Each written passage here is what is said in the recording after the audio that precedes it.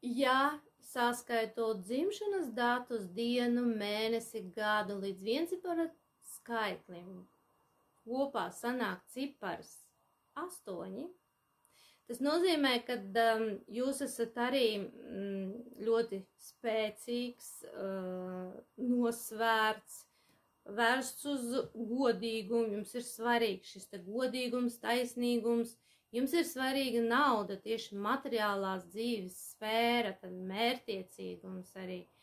Un tieši tādā pašā veidā jums ir svarīga skaidrība, ļoti līdzīgi kā četrniekiem, attiecībām uz ģimeni, uz šīm te vajadzībām. Viss skatījums ir tikai tīri no materiālās puses.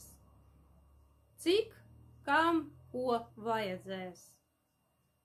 Aprēķins ļoti skaidrs, kuros termiņos, kuros laikos, tad viss pēc noteikta plāna.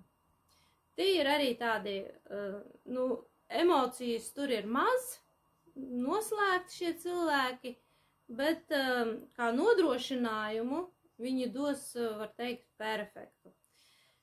Priekš vīriešiem 8 ir ļoti labi, priekš sievietēm nepārāk labi, jo sievietes ir arī ļoti tādas spēcīgas kontrolieres, arī tieksme pakļaut, komandēt, un sievietei ir jāiemācās būt arī šajā gadījumā tad blakus vīrietim, nevis viņu vadīt un komandēt, bet ļaut arī vīrietim būt kā ģimenes galvai.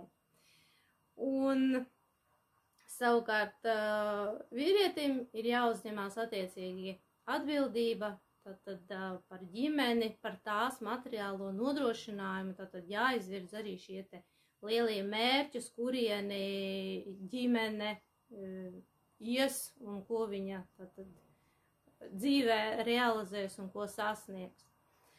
Un sievietēm vēl kas būtu jāzina, tad arī šeit sievietē ir svarīgi attīstīt savu sievišķo enerģiju. Tad vai nu tās ir kaut kādas sievišķās prakses, vai nu tās ir idejas, tad sievišķībā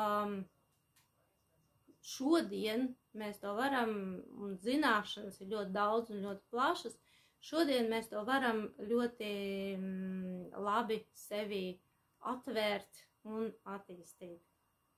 Bet vairāk, ja jūs gribat zināt, protams, jūs varat pieteikties uz fokus grupu vai arī pieteikties vēlāk uz konsultāciju.